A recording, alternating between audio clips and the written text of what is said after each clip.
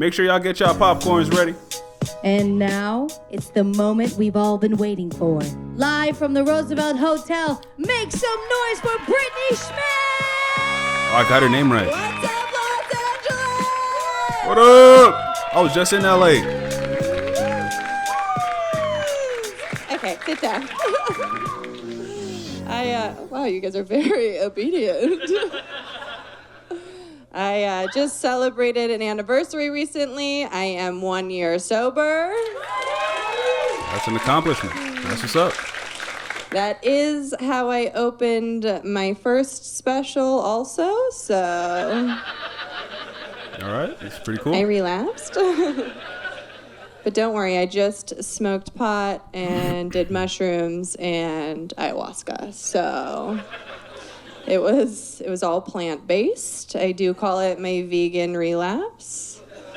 But I did have to get sober again, and it's a miracle I ever got sober in the first place because I am from Wisconsin, and they just did a survey of the 50 drunkest counties in all of the United States, and 41 of them are in Wisconsin. The map was color-coded. It was red if you were one of the drunkest counties and blue if you weren't. So Wisconsin was just red. And then there was a blue spot in the middle. And I was like, oh my God, I didn't know that we had a sober county. So I zoomed in, and it was a lake. So, but people are very close-minded where I'm from. Where am I from exactly? My house. My dad was a little homophobic when I was growing up, and by that I mean he was homophobic. And he told me, he was like, Brittany, homophobia saved my life. And I was like, I'm gonna need more information. He said he was at a bar, and a guy came up to him and grabbed his ass, and instead of him being open to his sexual journey, he punched him in the throat. And then 2 weeks later, my dad's friends called him, and they were like, Charlie, turn on the TV. The guy you punched in the throat is on TV. And my dad turned on the TV, and it was Jeffrey Dahmer. Maybe that's not a joke. Maybe that's just a story about how my dad's cooler than your dad. And he's out there doing the Lord's work. Like, we know Jeffy for his 17 kills, but we don't know how many rednecks cold-cocked him in the fucking neck. So after my dad told me that story, I was like, Dad, what were you doing in a gay bar? And I was like, now might not be the time for me to tell you this, but I am bisexual. And then he punched me in the throat. So. That's how my Thanksgiving went. I love my dad, but he is an imperfect man. He also gets drunk and says the N-word. You hear that? That's white guilt. I told him, I was like, Dad, you gotta stop that. And he didn't. So now every time he says the N-word, I just fuck a black guy. It's my grassroots effort to reverse his racism. Reverse cowgirl his racism. I call it community cervix. It was difficult to do as a 10-year-old, but getting easier with time. My husband and I, we had an open marriage because we wanted everybody to know it was ending. My ex had me in hospice. That is where hoes go to die. Don't worry, I got out. You know your marriage is in trouble when you start really cheering for a mistress.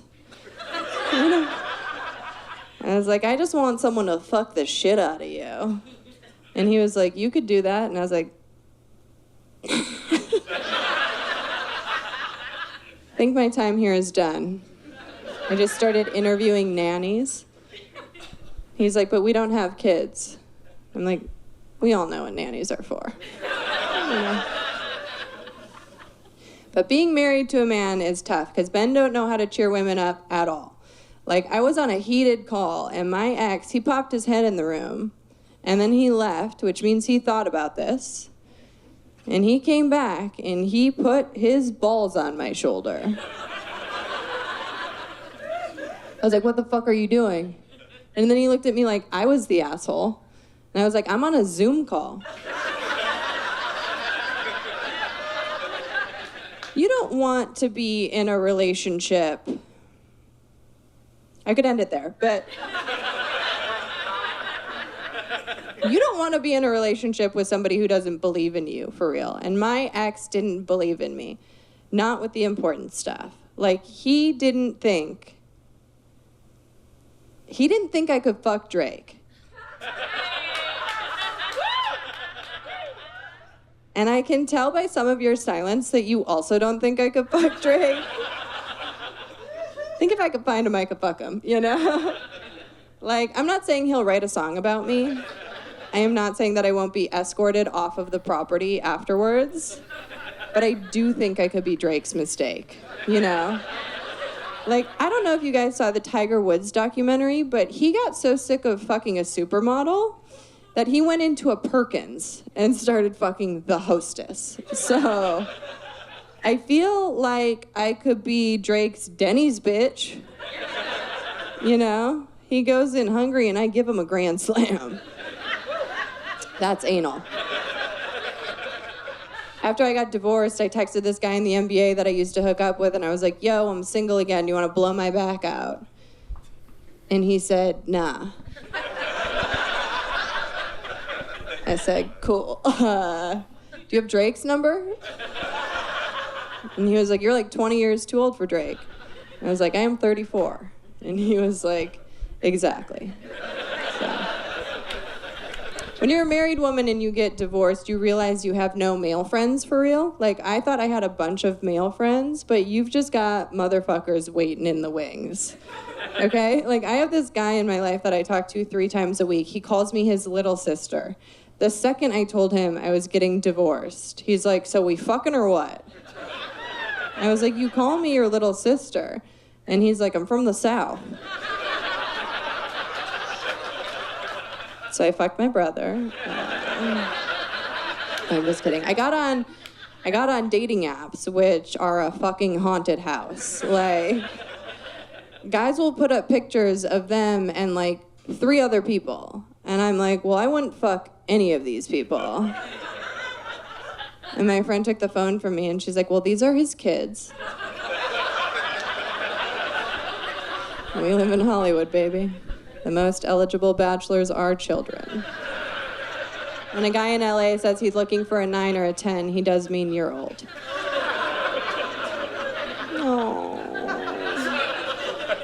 No, guys will ask very stupid questions on dates, too. I had a guy the other day ask me for my body count. And for those of you who don't know what that is, it's how many people you've slept with. And I was like, ballpark? And he was like, sure, ballpark. And I was like,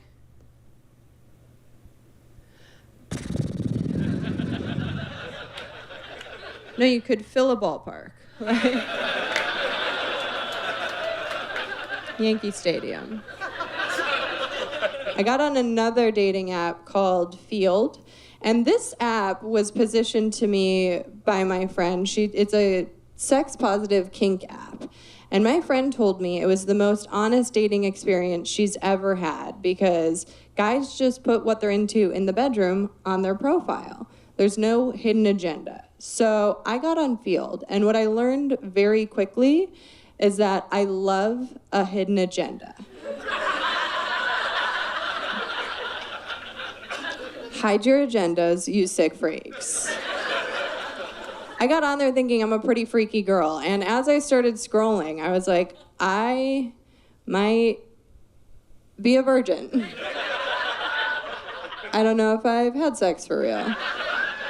Like, the first guy I matched with, he was submissive, and I didn't know what that meant. So I was like, what are you into? And he sent me an illustration of a woman fisting a man. And for the first time in my life, I was like, could you warm me up with a dick pic? This is insane behavior. And then the next guy I matched with, he was dominant. And I was like, what are you into? And he's like, I want to hit you so hard you go back into your mom. I was like, well, that's just going to be me flying into a pile of ashes. Hopefully you're into Santa falling down the chimney, because that bitch is dead. He unmatched me. And I will say this, I was out of the game for 8 years, and I feel like dating now is like interviewing to work at Google. There are so many rounds, right? Like there's like FaceTime, FaceTime, FaceTime, in person, and then right when you think you got the job, some diversity candidate just comes in. It's like some Puerto Rican chick I'd also rather be fucking. But the third guy that I matched with on Field, he insisted that we FaceTime. So I was like, fine, whatever. We get on FaceTime and he's like, I'm Switch. And I was like, I'm Brittany. And he's like, no, I'm Switch, which means sometimes I'm dominant and sometimes I'm submissive. So sometimes I'm gonna wanna chain you up and whip you, and sometimes I'm gonna need you to peg me. And I was like, call me old-fashioned. But what happened to, like, what kind of music do you listen to? I was like, okay, let's break this down and start with the pegging, obviously. And he was like, my ex-wife was sexually suppressive, so she refused to peg me. And I was like, you poor thing. Could I have her number? I feel like we're more on the same page. So he's like, what I would have to do is I would put an ad up on Craigslist, and I would have a trans woman fuck me in the bathroom of a Ralph's. And I was like, which Ralph's? So I can never shop there again. And then the chaining up and the whipping, I'm like, do you know how much I would have to trust somebody to let them chain me up? Like, not very much, but you've got to be loaded, you know? Like, billionaire with the B, and then I don't care if you chain me to your private jet, put me on the propeller, I will go out in style. But we're on FaceTime, and I see his place, and I'm like, is that a white fridge?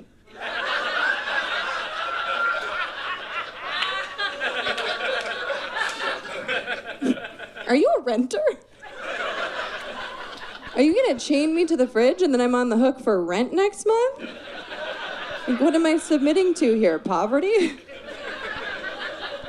No, thank you. So I got off the apps and I went and I found some dick in the wild. And I found a 22-year-old. And I am 12 years older than him, and that is brave to admit in this town because it's frowned upon. Not fucking kids, that's fine, but being over the age of 30. But he did something that I will never forget. When we were hooking up, he started circling my labia like an old man polishing his glasses. I was waiting for him to be like, he was just going around the perimeter doing nothing, like cops at a school shooting.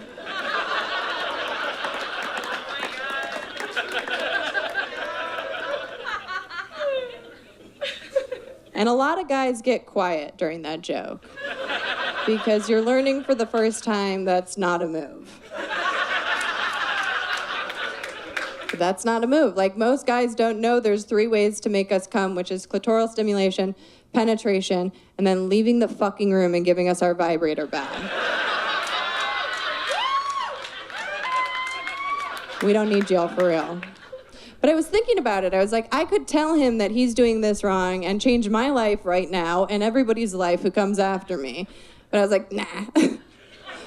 I'm not gonna, because women, we never say anything, but men would never let you fuck up. Like, women, if you think back to the first time you gave head and you heard it was a blowjob, and you're down there like,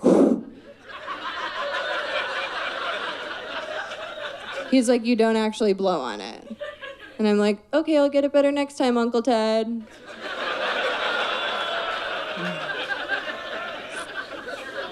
I started hooking up with a white guy. Bummer. His kink was that I used to fuck black guys. So he's like, sometimes when we're hooking up, I'm thinking about how you used to fuck black guys. And I was like, well, that makes two of us. So I told him, I was like, why don't you fuck me like a black guy? And he just left his socks on. That's a great joke. Not enough of you have fucked black guys. I dug another guy out of the recyclables, and he came over with a Magnum condom, and he doesn't have a Magnum dick. And I'm not size shaming, but it's just like, bring the right tool for the job. Because when you put it on, it looked like a pickle in a produce bag. And I got on top, and it fell off immediately. And he was like, oh, you're just so tight, girl. Which I love to hear, because I have been doing my Kegel exercises, or as I call them, my puss-ups. But it's not a Chinese finger trap, So he put another one on. And then again, he looked like a kid in his dad's trench coat. Just like, I'm ready to go to work. I'm like, you're never going to be ready. I feel like sometimes you don't know a deal breaker until it's staring you right in the face. Like, before I was married, I used to hook up with this guy in the NBA, and he came over and he took his shirt off, and he had a tattoo of an old woman on his abdomen. And I was like, who is joining us? And he was like, that's my Nana. And as I mounted him, I was like, I feel like you didn't really think this one through, Nana can see me. She's got her glasses on. So I just put a pillow over Nana, and I was like, I'm too competitive for threesomes. And then the next time he came over, he had a tattoo of a man on his chest, and I was like, who is that? And he's like, that's my dad. And I was like, well, my first gangbang cannot be with your entire family. So you gotta get the fuck out. And then after I wrote that joke, my friend was like, hey, Brittany, have you ever Googled NBA players with tattoos of their grandma on their stomach? And I was like, no, why would that even be something you could Google? And she's like, he is the only one that comes up. So enjoy that Google search tonight. I think relationships are hard in general, but they're definitely harder when the other person doesn't know you're in one. Like, I thought I was dating this guy, and I should have known that I wasn't, because he did something insane in the bedroom. He wore a condom and pulled out. I was like, I feel like you don't trust me. It was after I told him, I was like, I'm clean, I have an IUD in, you're the only person I'm fucking tonight. Maybe. And I don't know if you guys know this about contraception, but IUDs are 99.9% effective at preventing pregnancy, and condoms are 98% effective at preventing either of us from enjoying it. Like, for the first time in my life, I felt like I understood frat guys. I was like, take the condom off, you fucking pussy. I can't feel anything.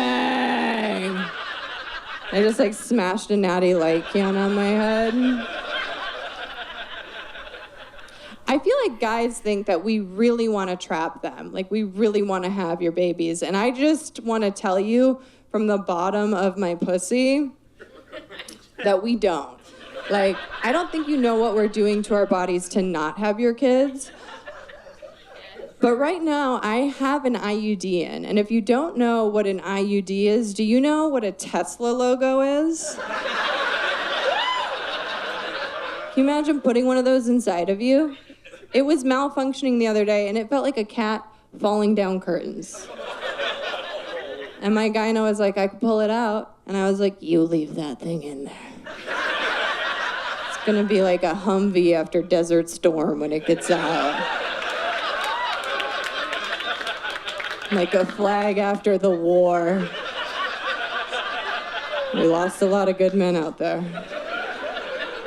Condom King had a bunch of other girlfriends, and they all got sent to me on Instagram, and they were all very young and very beautiful. And it was a moment of reckoning for me, because I was like, oh no, I'm the old bitch. Like, I'm the one that he likes for my personality.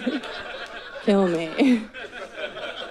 But I was just thinking about those girls getting sent my profile and seeing me, and they're probably just like, ooh, she's so old. I bet her pussy smells like old books. Wears a monocle. It's like Mr. Peanut. My pussy is a lot like Mr. Peanut. It is a little salty, and it has been chewed up and spit out by some of your favorite athletes.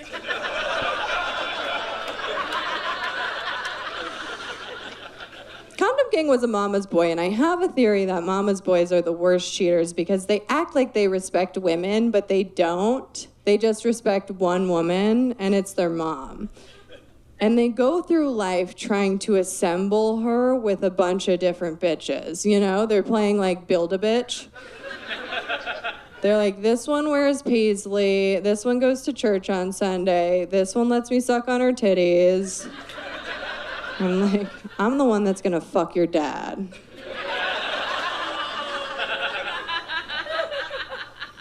I am getting older, though. I do have a really hard time sleeping now, and I was talking to my friend about that, and she was like, you need to take magnesium. It'll make you sleep like a baby. So I Googled magnesium, and magnesium is a supplement that makes you sleep and shit, which feels like something you don't want the same pill doing, you know? I was like, when you say sleep like a baby, do you mean like in a pile of my own shit? That's what it feels like. I do feel like everything changed in the 8 years that I was out of the game, though. Like, even hooking up has changed. Like, everyone's eating ass. You are. I see you. Like, back in my day, we used to be like Anne Frank about butt stuff. Like, you did it quietly in an attic and journaled about it right before you died. You know? I do feel like ever since I've been single, I've been weirdly attracted to autistic guys. Because I feel like they're playing hard to get. I'm like, why won't you make eye contact with me?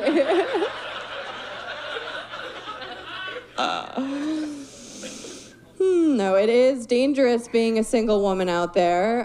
So I do carry pepper spray in my bag. And I don't know if you guys know this about pepper spray, but if you spray it and the wind is in your face, it just renders you more helpless. So always rape with the wind at your back.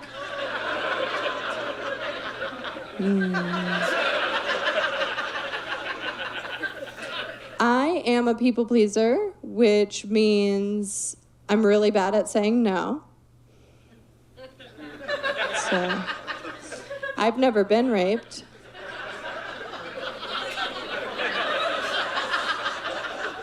I'm just kidding, you guys. This is a comedy show. These are jokes.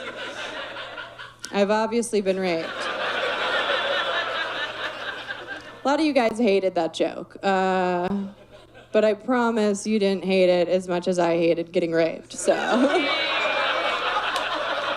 All right, I guess I have to warn you, this is the part of the show where it gets really dark, so. Stop being fucking pussies.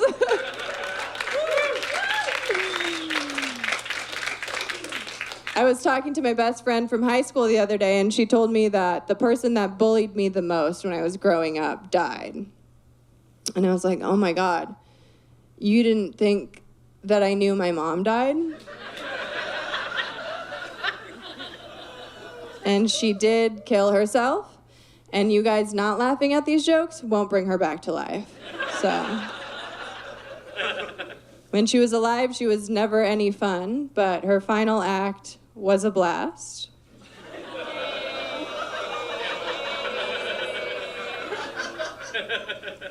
She would always start projects and not finish them, so I do think when she killed herself, we really overlooked the accomplishment of her finally sticking to her guns. These jokes are for 4 of you. The rest of you, congrats on your nice childhood. You guys are getting tight because you might be thinking about your mom dying, who could be a really nice lady. But I am here to tell you that assholes die too.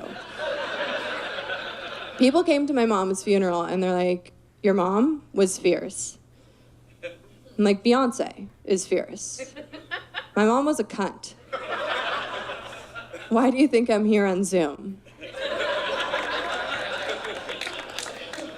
When you lose someone to suicide, you realize there are no great greeting cards for it. So I want to start a new card company called Suicidal Sympathies. The slogan's going to be like, the only way to get through the darkness is to make light of it. And the cards are going to say stuff like this. Hang in there. They went out with a bang. Slit happens. A lot of you guys hate this, but I think it's a pretty killer idea.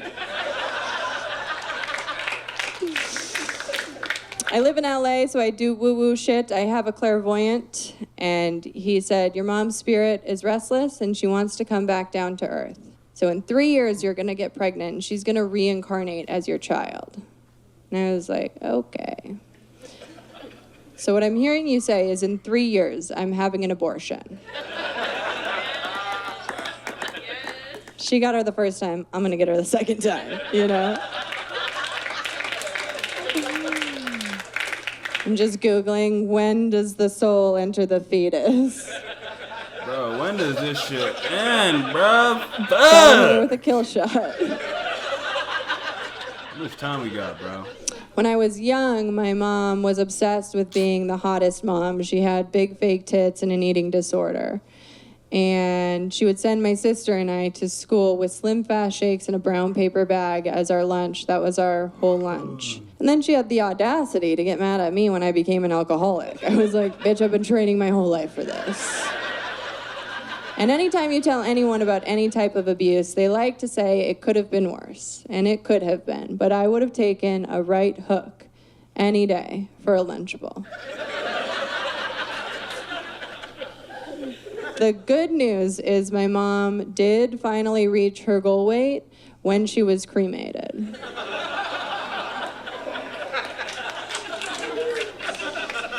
She wanted to be a hot mom. You guys, she is the hottest. I have a guy who is removing my tattoos that is addicted to Vicodin and just got into astrology. And yeah, it's a lot. And he told me, he's like, I want to read your chart. And I was like, okay, sure. And I would imagine when you're getting into astrology, there's a code of ethics that this guy blew past because he's high on Vicodin. But I would imagine somewhere in that code of ethics, it's don't immediately tell the person how they're going to die. He looked at my chart and he was like, oh, you are going to get murdered for your money. I was like, I'm sorry, what? I'm gonna have money? A murderable amount of money? And he's like, it doesn't specify here. It could be for like the $100 in your purse. And I was like, you need to go to rehab. You know? I don't want kids, and that's really tough for my dad because there's nothing he wants more than a grandchild. You know, he's very pro-life, and I'm very pro-my life. Which doesn't include a kid. And I think the pro-life logic is interesting because they think abortion is murder, which is fine. But by that logic, our miscarriage is suicide. And I know a lot of you want me to kill that joke, but I think there's life there, and when there's life, there's hope.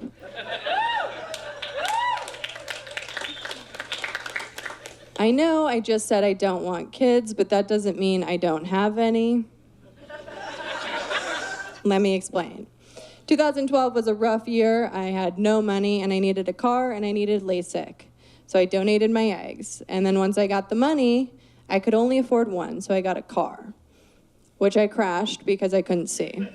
But I'd rather be Ray Charles in a Range Rover than me with 20/20 at a bus stop. There's nothing more depressing than poverty in high def. I keep in touch with one of the families that I donated to, and she sent me a picture of the little girl yesterday, and she was doing this in the picture. And I was like, put away your Punnett squares. Alcoholic slut is a dominant gene, so buckle up. I did also just freeze my eggs, and I don't want kids, but I do want a rich husband. So I'm gonna have to give him whatever he wants. But there is a chance that I just become rich, and then in 10 years, I'm eating those eggs like caviar on a yacht. It's an interesting dichotomy being sober and being a comic, because as a sober person, I don't want to cause anyone any harm. I want y'all to have a nice life. But as a comic, when you come for me, I have a really hard time remembering I'm sober. Like, I posted a clip online about my mom's suicide, which is triggering, and a girl DM'd me, and she said, I hope your dad kills himself in front of you like mine did, you dumb cunt, rotten hell. And as a sober person, I wanted to be like, oh my God, honey, I'm so sorry you're struggling. I'm sending you love.